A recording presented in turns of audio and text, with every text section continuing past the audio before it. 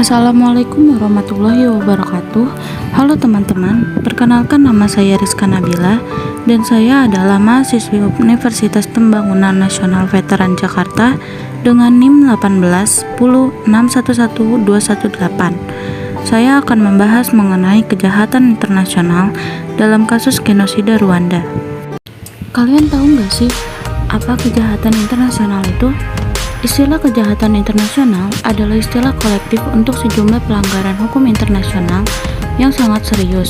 Misalnya, genosida, kejahatan perang, kejahatan terhadap kemanusiaan, penyiksaan, dan penghilangan paksa. Berikut adalah contoh kejahatan internasional. Yang pertama, ada kejahatan perang. Yang kedua, genosida. Yang ketiga, perdagangan manusia. Yang keempat, penghilangan paksa. Seperti yang sudah saya sampaikan pada saat perkenalan tadi, saya akan membahas mengenai kejahatan internasional dalam kasus genosida Rwanda.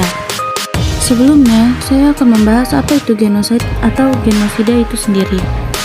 Genosida atau genocide merupakan istilah yang diperkenalkan pertama kali pada tahun 1944 oleh Raphael Lemkin dalam bukunya Nazi Crimes in Occupied Europe untuk merujuk pada kejahatan Nazi dalam pembunuhan massal etnis Yahudi.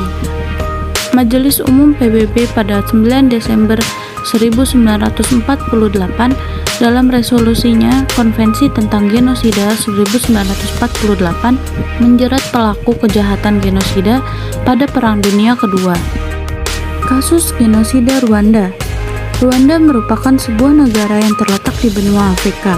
Di bawah administrasi Belgia, kedua etnis di Rwanda mendapat perlakuan yang berbeda. Hal itu menyebabkan terjadinya kelas sosial di mana etnis Tutsi sebagai representasi penguasa dan etnis Hutu sebagai rakyat jelata. Pada tanggal 16 April 1994, ekstremis Hutu melakukan propaganda bahwa Presiden Rwanda dibunuh oleh etnis Tutsi, sehingga etnis Hutu mempunyai kewajiban untuk melenyapkan etnis Tutsi. Terjadilah genosida Rwanda yang menghilangkan ratusan ribu jiwa. Setelah genosida di Rwanda terjadi, terbentuklah International Criminal Tribunal for the Rwanda. International Criminal Tribunal for the Rwanda atau ICTR merupakan lembaga peradilan internasional yang bersifat ad hoc, terbentuk berdasarkan resolusi BK-PBB untuk mengadili para pelaku kejahatan genosid dan kejahatan kemanusiaan Rwanda. ICTR dibentuk pada tanggal 8 November 1994 dan berkedudukan di Arusha.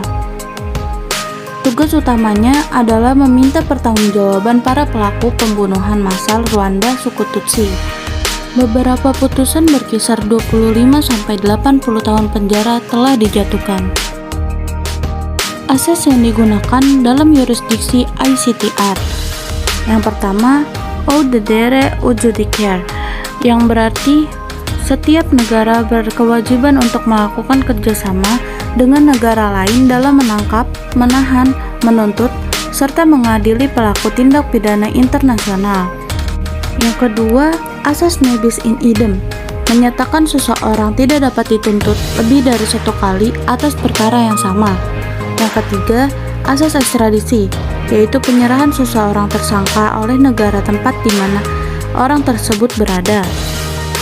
Apa yang sudah saya paparkan di atas merupakan suatu analisis kejahatan internasional kasus genosida Rwanda yang dibuat oleh saya sendiri. Kurang lebihnya saya mohon maaf dan terima kasih. We got history, got me feeling the nostalgia when you look at me, thinking about what could have happened or what could have been.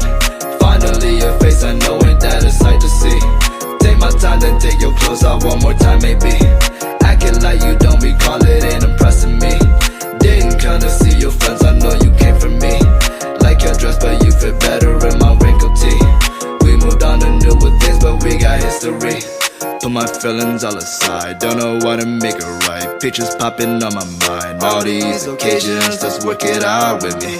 I don't think it hurts to give another try.